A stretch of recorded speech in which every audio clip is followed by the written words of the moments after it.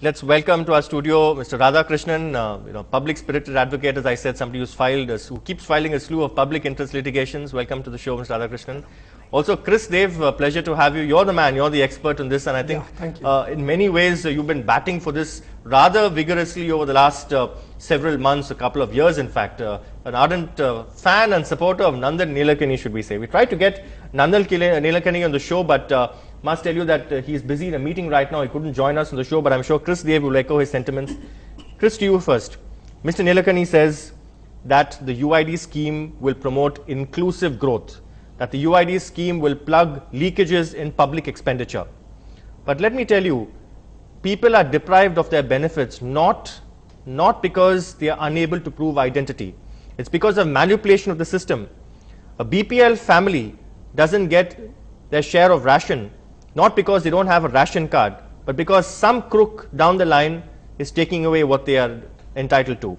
A Dalit student doesn't get a scholarship, not because he cannot prove that he's a Dalit, but because the teachers or someone down the line again takes away what he's entitled to. A woman NREGA worker doesn't get her due, not because she can't prove that she's entitled to it, but because there are those in the system who believe that a woman does not deserve equal wages, even if she works much harder than the men there. This is the ground reality. Where's the question of identity here? Sanjay, first to respond to your point that I'll be the mouthpiece for Nandan Nilekani, I would like to stand corrected that I am here in my own capacity to advocate the concept of UID, and the concept of UID implementation was started in India way back in 2006 when we did the first field work in Andhra Pradesh to protect the rights of farm laborers who are not getting their wages for the work they did, and to protect the rights of the people who are affected by flood relief, and the payment was mishandled by middlemen in collusion with corrupt officials. So when you ask the question, where is the need for unique ID? It is the unique ID and a biometric smart card which can really protect the interest of every citizen. The Supreme Court has time and time again observed, Chris, that there are people, millions of people in our country dying of starvation, and you have godowns with food grain rotting. What has this to do with identity? Yeah, I think we always have misplaced priorities in us. Just because food grains is rotting, it does not mean that individuals do not have the right to have the food. On the contrary, it is precisely the reason why individuals should fight for the rights and make sure that the food grains which are meant for them are made available to them and not rotting in the godowns or at the ports after import. In fact, we did a RTA petition, and the government of Punjab, the warehousing department has said the amount of food grain lost in storage is more than 100 crores in value. And I think you filed an RTI petition in Punjab. Absolutely. And let me bring in Mr. Radhakrishnan. Mr. Radhakrishnan, yes. Is this the fear of the unknown that we are witnessing? What's the data that you're really scared that will be leaked, that will be an invasion of privacy? No, first when you mention the numbers, right? We will be having the numbers. All the people will have the numbers soon. You visit a prison. Prisoners are not known by names. They are known by numbers. So now, by this scheme, India has been made a big prison.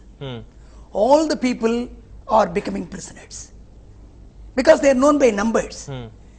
So, by giving these numbers, all these people are made prisoners by the scheme. Privacy, you can say very clearly how your privacy is affected. I can ask your name, you will immediately say, what do you take in the morning, what do you take in the evening? You are not supposed to say. But that's not what they ask. Yes. They ask you for your income. Do they ask you for your diet? No, they record your iris. They record your fingerprints. For the record, I have oats in the morning. No, it is of me. It is not about me. Okay. It is of me. All right, let me bring in Chris Dev here. Chris Dev, Mr. Radhakrishnan raised an important point. The iris, they record the iris and they record fingerprints. Now, I want to throw statistics at you.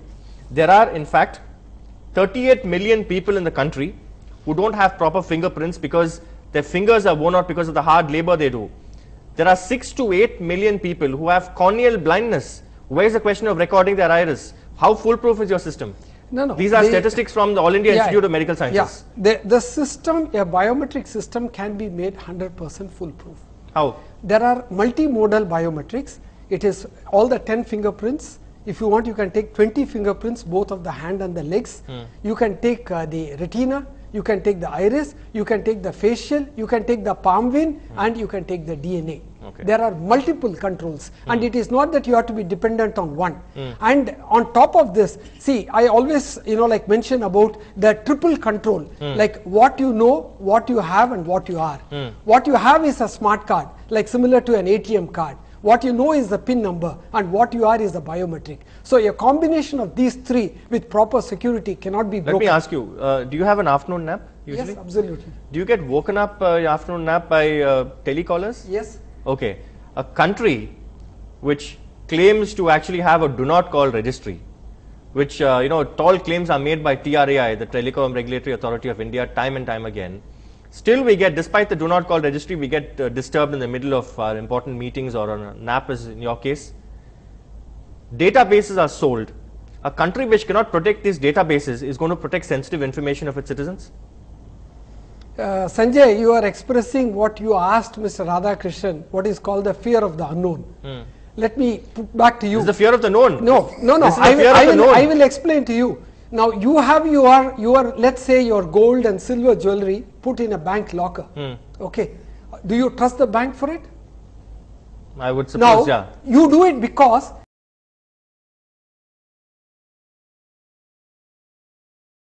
concept of ownership and custodianship. Okay. You are the owner of the locker, but the custodian is the bank. Okay. Unless you have a dual key, the locker cannot be opened. It may be by a court order, which they have to do. Even then, they will have to locate the individual and bring his presence. The point being? The point being, there are bank lockers which have not been opened. So you as an individual have a right to your data being available, and sufficient controls can be built. Chris Dev, the country's premier investigating agency, the CBI's website was hacked.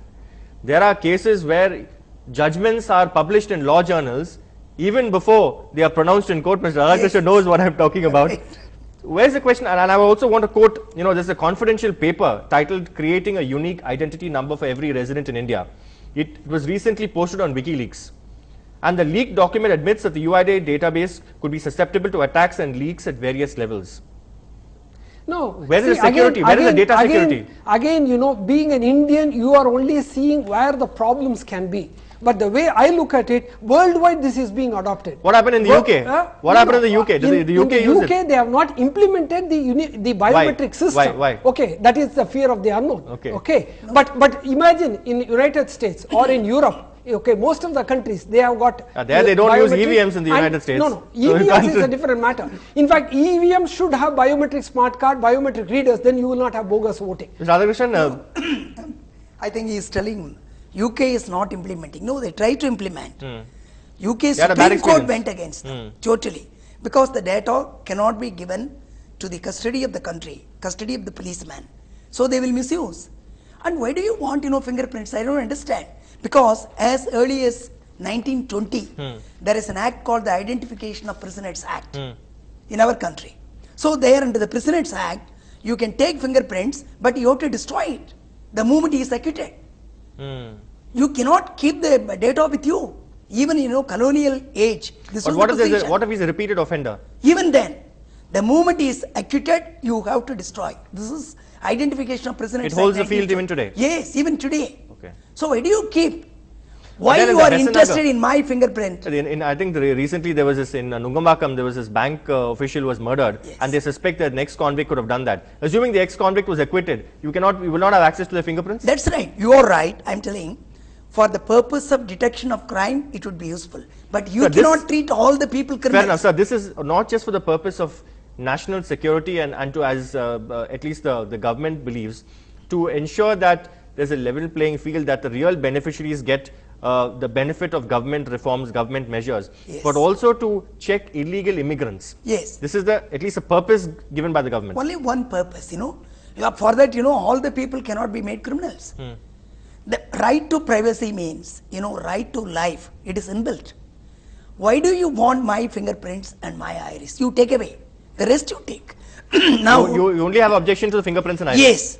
Only that. Okay. Because it is, it is duplication of work. Okay. This work is being done under the Citizenship registration of citizens and issue of national identity cards, rules 2003. This work is being done. National population register. There was a disagreement between the Home Ministry and in fact... yes, Home Ministry and Finance, they are fighting. Yes. Now they have no legal sanction. That's an important point. Chris Dev, okay. it's not passed by Parliament. There is no legal sanction to take away the private data of citizens. Yes. No, I very much concur with Mr. Radhakrishnan on his concerns. Not that I am distancing myself from him, but I would like to draw your attention. You have no problem with your fingerprints and iris being taken? I have no problems and I feel it should be taken, but there must be a lot of protection. Let me come to example. Okay. Now you have got what is called an internet where you have an email ID. Do you know who gives that email ID? There is an agency called ICANN. Okay, which is an international association for names and numbers, which is generating it, and they take all the particulars of the individual, that is the name, their country. I can see so foolproof is the system that I can create an ID chrisdev@gmail.com. Yeah, absolutely. You can create multiple ID, but what I am trying to tell is, this agency does not allow duplication of creation of the same ID. If you have created with Chris Dev, I can only do Chris Dev 1 or Chris Dev 5 or 1925, whatever it is. Now, coming to the ID part of it, see, this is an encrypted data which will be available in your own smart card for accessing. It is called a one-to-one matching. Okay, what Mr. Radhakrishnan is referring to is a one-to-n matching where the thief or a culprit has to be caught. Okay, that is where the database is kept. Okay. Now I gave you the example of a bank locker of ownership and custodianship where your data is available under multiple lock and key. So only when you put your smart card and your fingerprint, the data can be accessed. You're saying there are enough safeguards? There can be enough safeguards built, and it is not necessary it should be under the control of the government. It can be under the control of independent public citizen agencies. Outsourced? Yes. Outsourced? No, not outsourced. What I mean is an independent, like ICANN is not an outsource. ICANN is an international body which is controlling. Fair and enough. governments like adopt ICANN. Okay. Mr. Radhakrishnan, Chris Dev is making out a case that there are sufficient safeguards and a safety net hemmed into this UID scheme. But most of us face this problem. Most of us keep ration cards, although many of us don't use ration cards. We keep ration cards because even today it's like a sign of, it's more than a passport, it's like a proof of citizenship. Yes. A proof that you belong to the country, a proof that you also as proof that you were born in this country. Correct. And all kinds of things. We are therefore depriving the genuine people who need ration cards, who need items from fair price shops by keeping these ration cards. Most of us in fact allow our domestic help, the maids, to actually use it and take things home. Why can't we then have a proper, like it's almost like a citizenship card, which is like a one-stop shop, and you have your data encrypted there. If he says there's no problem with security, then there is already Citizenship Act. There are already rules for preparing the cards, national identity cards. Why do you duplicate? I don't understand. Because crores and crores of rupees you are spending. Would you want to answer that? Yeah, why? No, this is public expenditure. Yeah. First of all, you have not got it, the representatives of the people, the parliament, you have not got it approved by parliament. You have gone ahead and done this. Public money is being spent. Absolutely. Have you done a cost-benefit analysis? No. Have you done a cost-benefit analysis for this? Have you done a cost-benefit analysis? The government has not done. Okay. The government has not. That is what I am trying to tell you. Government is the one who is implementing this. Government has not done it. Who will do it then? Now I will explain to you. See, we are all having I should say a paranoia of this whole situation. No. If you think it's my tax, it's as a taxpayer, it's my money, it's Mr. Radhakrishnan's money, it's your money. Yeah. Therefore, it's not paranoia, it is concern. We have a right to be concerned about how the money is spent. You are silent when crores of your money is being diverted. We are not silent when there are corruption scandals. 2G spectrum. 2G spectrum, we've got a case also against us for that, for reporting that. Now, everybody has been a silent spectator for so many decades. I have a newspaper item of today's which says that like fake currency is coming into India, and for the last 10 years it has been coming in. Okay, and today NIA has caught 10 people, but I'm sure this is only a tip of the iceberg. The iceberg is, we had read in the paper that 1,75,000 crores of rupees is already pumped in, and after that I don't know how much more currency. These are all 1,000 rupee and 500 rupee currency. So how will UID prevent this? If we demonetize currency and instead introduce a system of biometric smart card as a debit card linked to a bank account, every transaction can be tracked. Then we will not have people sending money to foreign tax havens and then bringing them back. Money laundering, okay. This will be totally plugged. Okay, and this will protect the rights of the common man, the poorest of the poor, who does not have money for a meal a day. Poorest of the poor. Let me. You are only I want to talking quote of the middle class and upper middle I want to class. quote section 33 of the draft bill. It empowers the NIDAI to disclose personal data on an order from the court in the case of national security or orders of a joint secretary. Now, the IT Act, the Telegraph Act, says that this can be done, for instance, only on the written orders of the Union Home Secretary. There itself, there is a contradiction and a violation of the citizens' right to privacy. Absolutely. Those, they are all, like aberrations in the system which can be corrected. Aberrations in the system. Yeah, aberrations in the system. You're dismissing it as trivia. No, it is not. I will tell you one more this thing which has come. How many today. aberrations are there? No, just today's paper where they have said that the Ministry of Statistics and Program Implementation through the National Sample Survey Office is requesting the citizens to support them with the data on education, on employment, on health and various factors. Okay, do you think that the data that the government has is authentic, no, or is verifiable or genuine? In my voter ID card initially, my name sounded like the dish at Sarvana Bhavan. Yes. Sanjay Pinto became Bindo Bonda. I don't know what was the thing. Okay. So that is the kind of manner of enumeration. But with a unique ID, it cannot happen. All and right. I'm saying it is not necessary that you should make it as a 12-digit ID and make it known to can track you. It can be a 25 or a 50-digit ID. Goodness a gracious. random. Will you remember? Will you remember? No, why? Because you don't need to remember the number, the misnomer here, and you don't need an ID card with a photograph. See, there are instances where people are so concerned about their name, and for instance, people are superstitious in our country. You pay extra money to the public department and get a fancy number plate for your car. There are politicians who will change their name. Numerology, they'll add an extra A or reduce an A. Your name is Chris Dev, or what is your full name? What is your full name? Biometrics. Chris Dev. What is Chris Dev's full name? Gopal Krishnan Devanathan. Look at that. So his full name is Gopal Krishnan Devanathan, but he chooses to make it Chris Dev. What if you get a number? What if you get a number which is an acronym, because I know that you will get fooled by these acronyms. Oh, why will I get fooled by Chris Dev? Whereas if you are able to identify me through a biometric, the name doesn't matter. But you're stuck for life with a number which may not be. And you don't need to care what is the number. That's what I'm saying. You have a 50-digit number which is the encrypted number. All those who pay money to the public department to get fancy number plates should also listen to you and not pay them. No, it is not necessary, because you won't know your number. The smart card carries the number. It's an encrypted number which is showed. So what you need is a smart card, a biometric device which can read the smart card and your fingerprint, so that you have the scanner and register it. No, the scheme is totally bad. Not necessarily in law. Even when you look at the scheme, our own data, we would not be able to see. We have the card, but we would not be able to see our data. We won't know anything. Today in Columbia University, some of our former employees, when they ask for testimonials and certificates, they don't waive their right to see what we've given. Here, our own data, we don't have. We don't have right, because this is a system they are introducing. No parliamentary sanction, no rules, no regulations, no act. Yeah, the entire scheme is contrary to the Citizenship Act. The entire scheme is contrary to the citizen rules framed under that. It is contrary to Article 21. Now, standing committee has totally rejected it. No, but what are you're opposed to your fingerprints and your iris? That's all. Nothing else. Nothing else. Okay, because otherwise on Facebook, biometric data should not be there. On Facebook, Mr. Radhakrishnan, most of us voluntarily disclose what we are doing, what we ate. Correct, everything. Exactly. That voluntary on our walls we put out.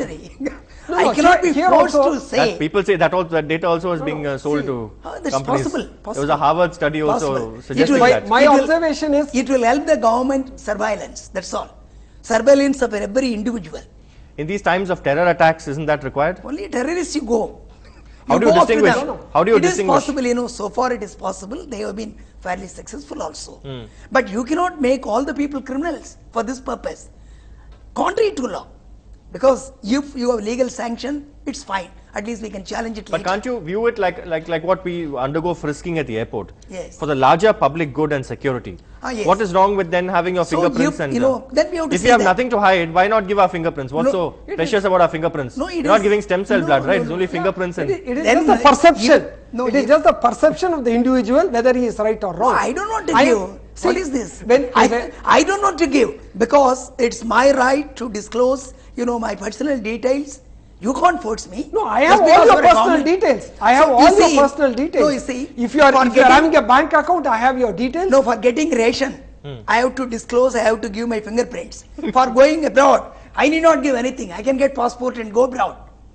So rich people can fly anywhere they like. But poor persons, for getting ration, they have to give fingerprints. Okay. What is this? On the contrary, there is a mental block there. On the contrary, it will like be a level playing field for everybody. It is a leveler. Why? Because if the entire 1.2 billion of India, if they are able to have this unique identification with biometrics, every individual is trackable. Nobody can crack the code. No, nobody can track the code, and it just doesn't matter what the code is, as long as the system What is about able that to WikiLeaks track. document then? No. See, the WikiLeaks document that you are talking of is not about an individual's, like rights. See, the majority in India, the 70% of the population, mainly the rural population, they are living below the poverty line. They don't have. Let me ask Mr. Radhakrishnan. Mr. Radhakrishnan, I want to quote again from a government study. The Ministry of Petroleum is estimated to have saved over 1,200 crore rupees every year in subsidies that was reportedly lost on LPG cylinders registered under bogus identities. So you can save money for the state exchequer by eliminating fraud. Do you believe that the UID scheme can help eliminate fraud? Certainly not. You have to improve the present identity scheme, whatever way you are doing, either by ration card or, PAN card is not available, ration card only. Ration card system you can improve. Or you implement, 2003 rules framed under the Citizenship Act. So if you implement those rules, automatically national identity card can be given to everyone. No, but when you get for the passport, you give all these details, fingerprint and all that. No fingerprint. No fingerprint. Passport we don't give. Yeah, you give on paper. Or you give at least one thing, no? The thumb impression. 10 fingers we are giving. No, like one. It doesn't matter. 2 thumbs only you have, so you give that. That can be dispensed with. Okay. No. That can be dispensed with. I want to again quote from another, since I quoted from various studies for Chris Dev. Frost and Sullivan's Indian Biometric Market Report, which says biometrics is gaining traction in government and non-government applications. So are we averse to technology? Are we being befuddled by technology? Are we prejudging an issue, as he said, the fear of the unknown, and actually denying ourselves benefits in the long run? Yes. Now I will also quote one article. This is Biometrics and Privacy, Roger Clark, Canberra. It is only on 15th April 2001. There he says, in practice measurements are seldom identical and the comparison depends on the tolerance level that has been set for the application. This has the result that sometimes false positives will occur, sometimes false negatives will occur. False negatives is another issue. Yeah, it just doesn't matter. As I told you, when we talk of triple access control, where you have the card, the number and the fingerprint, okay, if there is an error, it can always be corrected. So it is not that you register once for a lifetime. So whenever you go and use, it automatically keeps updating your information. So that means on a regular cycle, it keeps updating the information. When you, from a child, when you grow to adolescence, then adult, then like a senior citizen, it keeps on tracking you. So I feel an ID card which can track a person from birth to death will empower him to make sure that he gets all the rights which he is entitled to. No, that under itself the is invasion of privacy. Somebody is always watching me. Somebody is always looking at me. What is this? This kind of democracy we don't want. Somebody? But now we know. Who is that somebody? No, we need to look at this problem differently. Whether it is necessary for our country, just to help thousands and thousands of poor people, this scheme is necessary. This scheme is floated for the benefit of a few. We don't know who are the few. But this scheme is not for the country at all, for the interest. If you look at public interest and right to privacy, public interest will prevail over everything. Okay. Now public interest is there because there is already You don't believe that this is a reasonable restriction? Oh, it doesn't come in reasonable restrictions. Okay. I can understand. Suppose if you don't need to register these iris and fingerprints, certainly this card is useful. But already there is there is a card, national population duplication register. Of things. This debate Why this duplication? This debate, crores and crores they are doing. Absolutely. This debate can go on and on. Finally, on a lighter note, I want to ask you. With due respects to Mr. Radhakrishnan, that is his personal view. Then there should be a referendum in the country as to how many people would like to have. No, standing committee has already rejected. My friend is not aware. Standing committee of finance has already rejected the bill. Send back the bill. That is okay, but you are telling that the common man is not interested in this. I am saying the common man would be interested, and 70% of India are common men. It is only common men would be interested in ration. No doubt about what you are telling, 2% of the population control the fate of the rest of the 98% of the population. This can go on and on, but on a lighter note, I want to ask you, my colleague Natasha just wanted to know, Is it possible for somebody who believes in numerology to choose their number? No, no, yeah, this is a random computer generated Right. number, and you don't even have access to that number. You don't need to know what your number is, as long as it is encrypted and stored in a card and given, which matches to your biometric. Imagine being named without knowing what your name is, but No, it is that's not all the name. time we have See, for. it is not necessary. You It's give not- your name as usual, but I'm saying for access control, there are instances where in high security area, you expect a security to see an ID card and allow a person inside. He can have a fake Maybe I should also follow your fake example, facial and do that. like Chris Dave. I should also call myself Sand Pin then, and look at the pin Which number. you But thank already you, thank you very much, Chris. Thank you very much, Radhakrishnan, for joining us.